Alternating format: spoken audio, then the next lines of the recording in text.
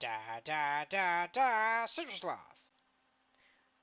Hello! Welcome to Citrasloth's guide to the Firelands. The Firelands was released as the main raid tier of patch 4.2, Rage of the Firelands, and was part of the Cataclysm expansion. This raid tier, also known as Tier 12, was actually supposed to have two raids in it, originally being paired with an underwater raid in which you rescue Neptalon, the Tide Hunter, from Azumat and the Naga.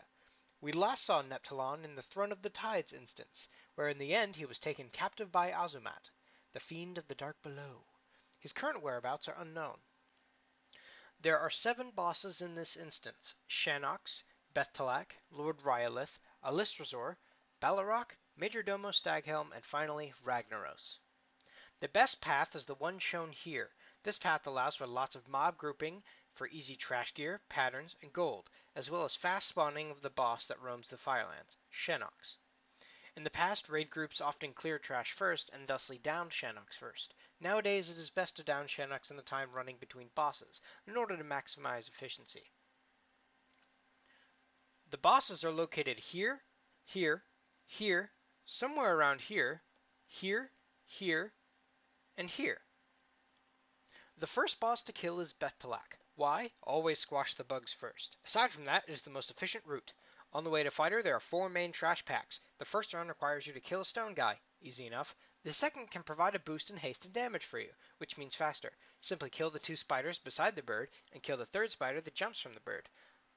This buff will help you kill the next pack of trash faster, which consists of dogs and spiders. The last pack will be an annoying lizard bastard who will make himself and his 2 lizard friends invincible.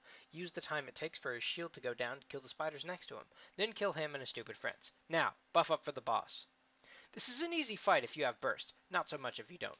First things first, throw up a shield or use a damage reduction cooldown in order to take less damage from her spider drool. Make sure that before she goes up, use any large damage long range cast. That way you can lessen the amount of time that she spends up in the air. After her drool abates, spiders will drop from the ceiling. Kill a bunch if you are ranged. If not, kill only one, and grab onto the string. This will bring you to the top, where the boss is. Once up in her canopy, blow your load and do as much damage as possible. You should be able to do enough damage so that when she scurries to the center to run away, she will only be at 1 or 2 hits away from dying, if not at 1 HP. Jump down after her and finish her off. Do this correctly and you should get the Death from Above achievement as well. Loot and proceed onward.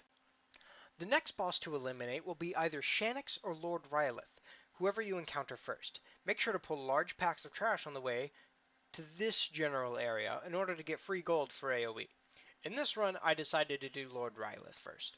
In order to get to Rhyolith, you must master the art of ignoring and running past lots of trash, as these few enemies drop little to nothing of interest. Once you arrive at Rhyolith, the fight is extremely easy. You can follow mechanics and attack his right or left leg to turn him in either of those directions, make him walk over a volcano as they spawn, and subsequently lower these stacks of obsidian armor, which decrease the amount of damage you do to his legs. Or you can burst his right leg down and make him run in circles. Remember to clear out the adds that will swarm you every so often to avoid getting outnumbered in this fight. After he fails his leg day, he turns into a lava monster which is easily killable.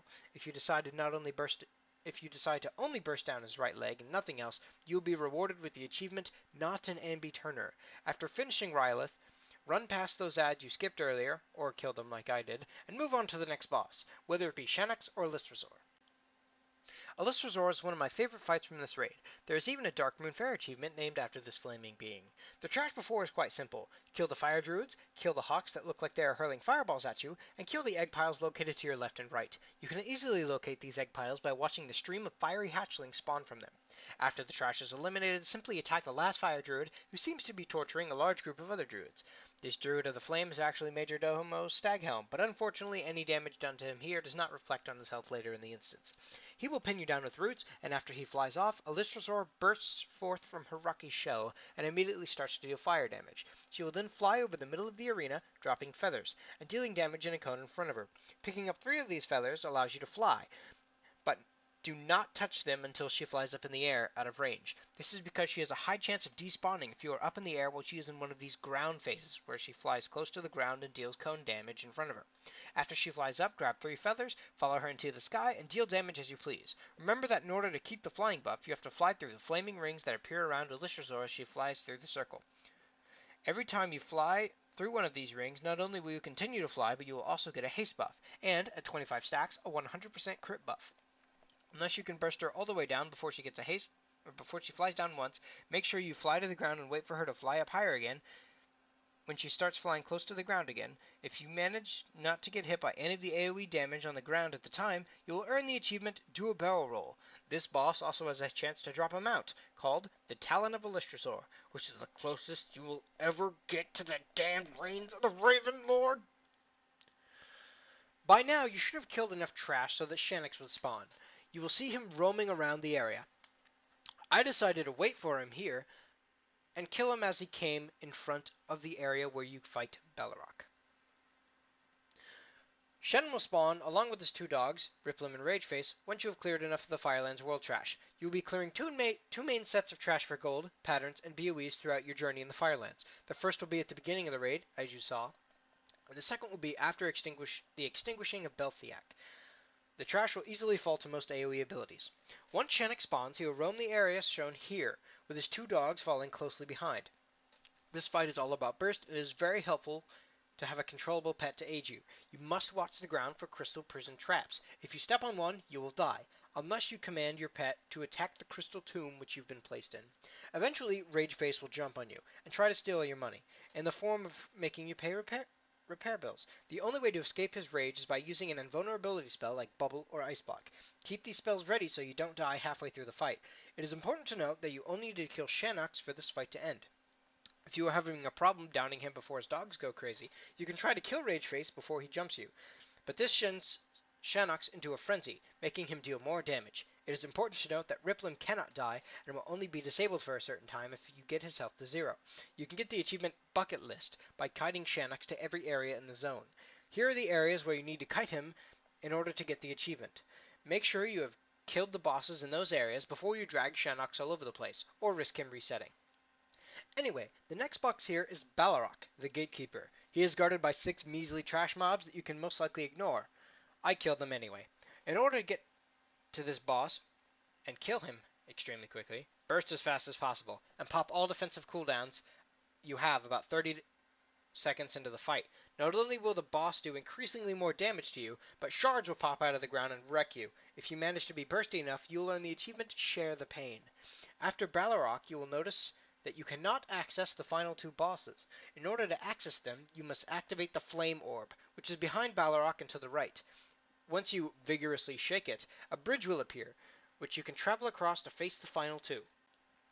The achievement associated with Major Domo Staghelm, Only the Penitent, is by far the most difficult achievement to get while soloing this raid, because it is impossible to solo.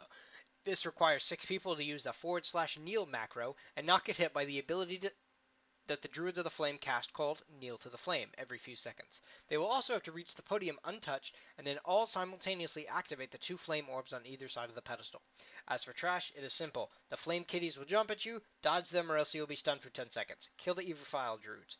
The boss itself is just a burner. Move out of the fire that spawns when he leaps at you and try to cleave the extra adds that spawn when they attack you. The final boss is Ragnaros, the Fire Lord. Only 3 trash mobs stand between you and him, all with only one mechanic. Don't stand in the fire. The boss is simple. There are about 3 or 4 mechanics where you don't stand in the fire, or you dodge fire. Every time you chunk his health by a decent amount, he will hide in the lava and throw his hammer spawning Sons of Flame. If you have defensive cooldowns, use them when the Sons of Flame get close to the hammer, to defend against the large explosion. If not, kill them before they reach the hammer. They take 1 or 2 hits to eliminate, and when you hit them once, their movement speed will slow significantly. A few adds will spawn in later phases, but they can be ignored for the most part. Keep chunking him in between his lava dives and you will win. If you are doing this on Heroic, he will have a 4th phase, where he comes out of lava and walks around. Just burn him down the rest of the way, and you will finish him off.